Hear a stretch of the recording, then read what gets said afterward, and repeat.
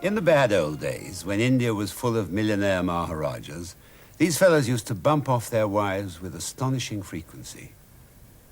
Oddly, they all used the same method, and very royal and Maharaja-ish it was. Not for them a coarse bash on the head or a bloody running through with a sword or a slashing of the throat. They used tiger's whiskers. A Maharaja intent upon disposing of his wife would first go out and shoot a tiger. He would then cut off its whiskers. These whiskers, which were as sharp and spiky as slivers of glass, would be chopped up into small pieces and sprinkled on the Maharani's curry at dinner. When eaten, they would perforate the lining of her intestine and kill her off within 2 days. In other countries, tiger's whiskers are rather hard to come by, so we husbands have to use other, less refined methods, as you will see in a moment.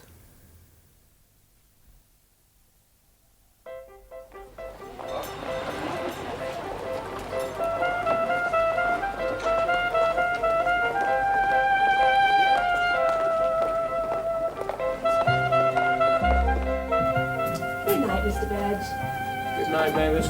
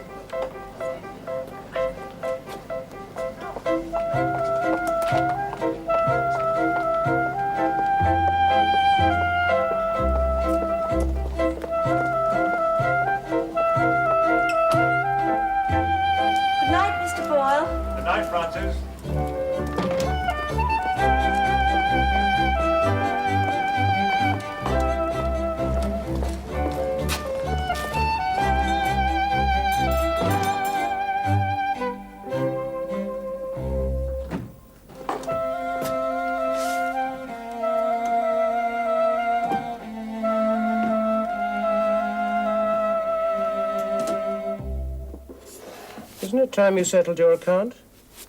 I came prepared. When this started, you had a sub-story about helping some young drug addict. Red tape about overprescribing. That young addict doesn't seem to be responding to your treatment. I'll tell you the truth, John. We doctors are sorely tempted. You've only to look at our suicide rate. I got hooked on the stuff myself. That's what I thought, all along. I take risks for you. And I pay for them. It's been simple to oblige you so far, but one day someone's going to count the tablets they get in a bottle. Most of the people on these are too confused, disturbed to count. And I suppose my little contribution helps with your... With my? Inflation must have made adultery impossibly expensive. How's your wife? 11 stone and 12 pounds. I know exactly because the Slimming Clinic gives her a little card. She has a weight loss to target. But as she's always going up instead of down, she hides it. But I know where.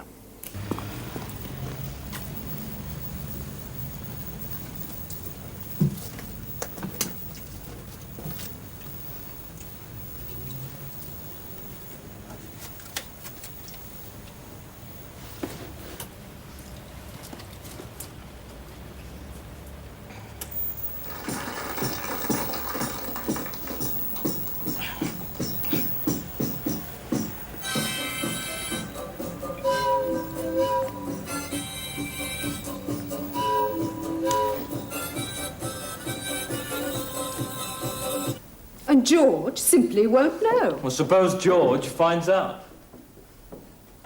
If he finds out, I'll be glad. Yes, glad. And Phyllis? What about Phyllis? Phyllis will be so busy thinking about herself, she won't have to... No. Derek, dear boy, you're giving me absolutely nothing. Annie, darling, you know you're rehearsing, but it must have a little voice. Phyllis, let's try to be sensible about all this. We have to think of the children. But Phyllis doesn't How's the pig? Women are awful. You're awful. Men have some kind of loyalty, but women... Mary was your best friend, and you call her the pig. It's good for us. She still thinks I am her best friend. What do you call her? In your mind? The fat pig. A fat pig.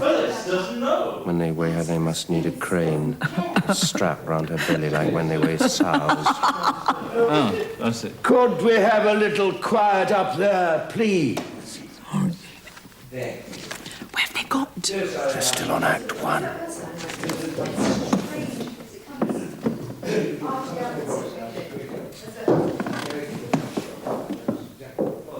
It's obvious by the shape of it that it is a whistle. In fact, if I put the mouth and blow, you'll hear it'll blow. And it has a slide up and down like this. And so one would presume that the whistle would vary when you did that. But it doesn't, because the whistle part of it finishes there. And then on the side of it, it has a funny little proga here, which when you push it down, the point comes through the bottom end.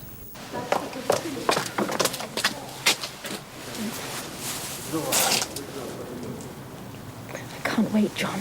Not any longer. Oh, the way the old sow's stuffing herself now. She'll eat herself to death. Her heart won't take it. I can't wait for her heart. What about my heart? I love you, Francis. If you loved me, you'd get a divorce. I have an idea. Supposing you told her I was stepping out of line, perhaps with one of the girls in the show, and sound her out, half like a joke, say, would you ever divorce him? Act 2, please, Act 2. Come on, John. All right, Damien. We're coming. Never. But suppose... Oh, it's probably not serious, just a last fling, but suppose he just walked out on you, ran off with her. Who is she? Oh, I've no idea. It's just gossip. He's been seen with someone. He wouldn't leave me. John couldn't. He isn't the type. But if he did, he'd be sorry. I can tell you that. You must have seen enough divorce cases go through your office. I'd see that he paid. I'd get every last penny the court would give me. By the time I'd finished with them, him and his little tramp, whoever she is, they'd be sorry they started.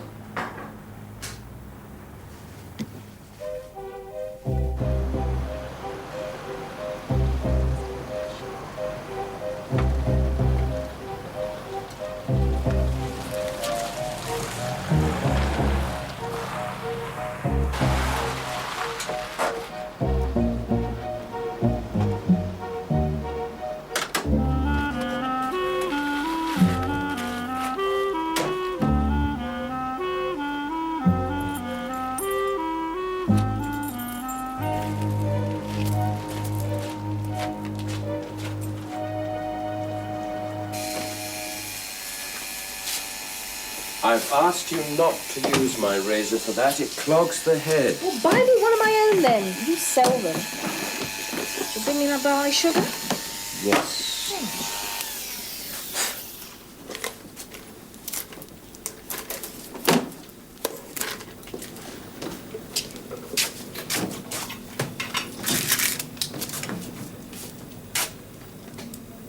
Don't look at me like that. These are non-fattening. Low-calorie glucose. You compulsive eaters are worse than alcoholics. You always an excuse. I'm not a compulsive eater. I've got a problem with my metabolism. Well, how was the rehearsal? Pretty good. We blocked out half Act 2. Who are the girls in the company? Well, apart from Francis, There's that blonde from the Gasport. She was in Rookery Nook. And the brunette who was in French Without Tears. Oh, and there's a mousy little thing. Well, she's just a walk-on. She's works in the public library. It's the mousy little thing I'd wonder about. What? Well, if you were straying, John, the one you'd run down is the one I'd suspect. John, do you love me?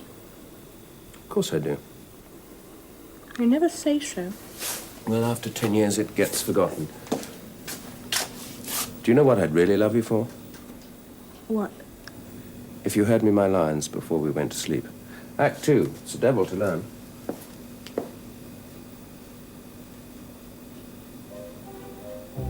What's between us is real. You can't say it isn't. I never said it wasn't real. I said it was dangerous. Dangerous for who? Dangerous for you. For you. It's not a very good play, is it?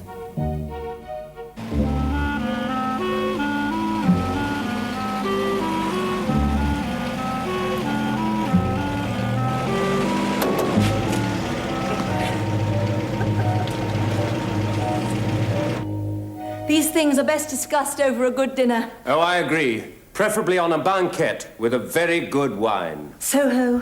Or we could go slumming at the Ritz. Jolly good. Absolutely splendid. Now, can we have Derek and Annie, please? Act 2, scene 1. Well, in that case, divorce is out. I've still a bank loan for redoing the shop. I'd go bust, love. Have you thought that you and I are uniquely qualified for one way out? I work for a solicitor, so I know the law.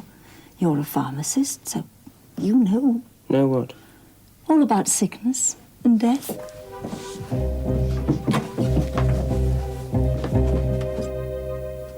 Thanks. I found a harmless little pill that looks exactly like those, so I slip half a dozen into each prescription. And I've not had one complaint. For some conditions, you can prescribe pills made of chalk and sugar, and 40% of your patients say it makes them feel better. How's your practice? Could be brisker. Not full up, then? Wish I was. I'm worried about Mary. The hospital's told her if she doesn't lose weight, she'll kick the bucket. Strain on the heart. I got her to go to a slimming clinic. Now she's packed it in. Our doctor's Gregson. Oh, Gregson. You can't make her listen. He doesn't seem to care. I was wondering if we might transfer to you as our dear old family doctor, counsellor and friend. Oh, of course. You have to tell Gregson. Well, Mary doesn't seem to respond to him. I'd put it frankly, a change of doctor might bring a change of heart. All you have to do is fill in page 3 of your medical card. Isn't there some affinity between compulsive eaters and other addicts? You might understand her, identify, help her more than a teetotal square like Gregson. Do you want some favor of me, John? I might. You are clever getting Dr. Applegate. You're sure he's hooked? Line and sinker, and hard line. I could get him struck off the register, ruin him. We'll have to wait just a bit longer. A medical practitioner may not issue a certificate unless he's been in attendance upon the deceased during his or her last illness. I looked it up today.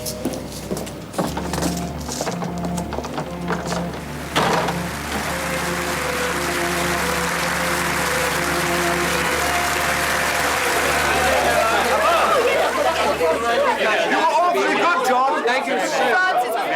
Who did the scenery? I've seen worse in the West End. Absolutely. Star! Hey, look, everybody, the star!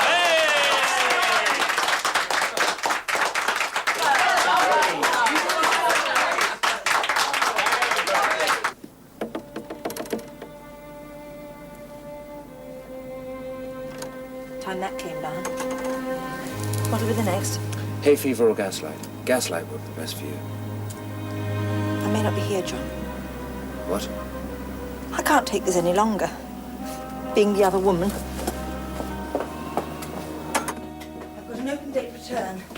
I loathe my sister. I loathe her husband. But Philadelphia's packed with lawyers. I might stay on and look for a job. English secretaries are a status symbol there. I could double my money. And perhaps find someone. Francis. I've had it, John. All this hole and corner stuff, I've had it. My flight's at 12:50, so I have to be up at the crack. I called in on Mary to say goodbye. The Bates were there. I gave a very good impression of Mary's oldest friend. I thought it might help. Help with what? Help with what you've got to do, John. If you want me... They kill pigs every day by the thousand. Haven't you got the nerve to get rid of just one? I've thought of everything. Drive the car in the river. Get out myself. It has to be something that doesn't need an inquest. Something that Dr. Applegate can certify as natural causes. There is one way. At last. How? It's better you don't know. Send me a telegram. Regret, inform you. I'll be back. But not unless. I'll do it, Francis. I promise. I love you. Oh, I love you. But only if...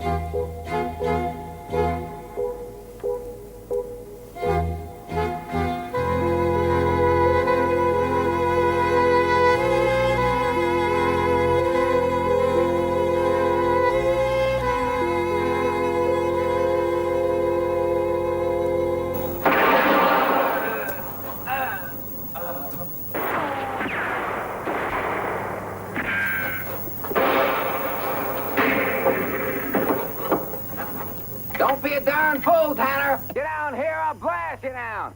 I'm warning you. Get down. Drop that gun, Tanner. I'm telling you. Drop it. We've run out of barley sugars. I knew you'd moan, so I brought you these. Must be 1,000 calories in those. What about the marron glacé? And Bates brought them. Francis came round to say goodbye. Some people come, eat you out of house and home, never bring a thing. At least the Bateses always bring something, even if it's only flowers from the garden. Oh, and Dr. Applegate called. I don't know why. Most of them won't visit nowadays unless you're on your last legs. Money, perhaps. I think they get more for a home visit. And why did you change from Dr. Gregson to Dr. Applegate? Oh, I didn't think Gregson was helping you with your problem. I don't have a problem. I've got a metabolic condition. And Dr. Applegate gave me a long lecture. Oh, he's very sympathetic. I rather like Dr. Applegate, actually.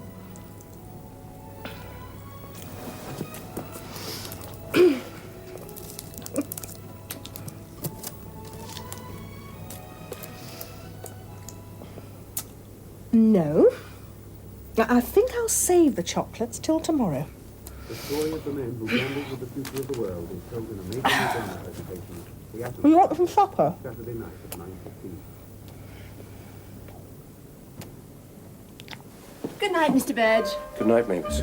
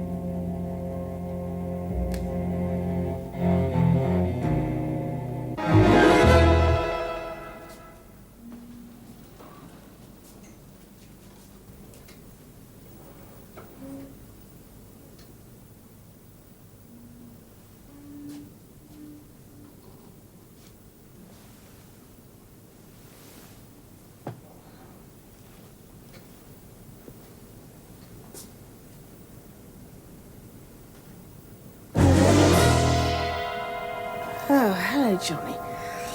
What are you doing? I think I've got a sty. Didn't bring me my barley sugar, did you?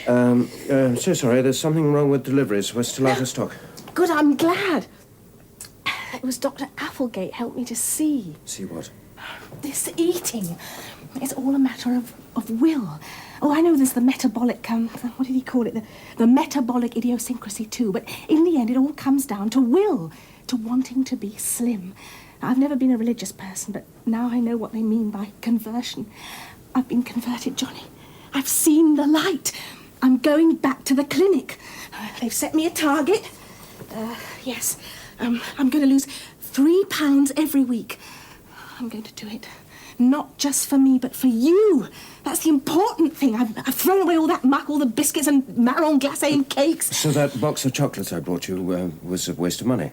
It's not a waste. I gave it to Frances. Frances? But she's gone. There was a strike at London Airport. Her flight's been delayed till this afternoon, so I gave her the chocks to take on the trip.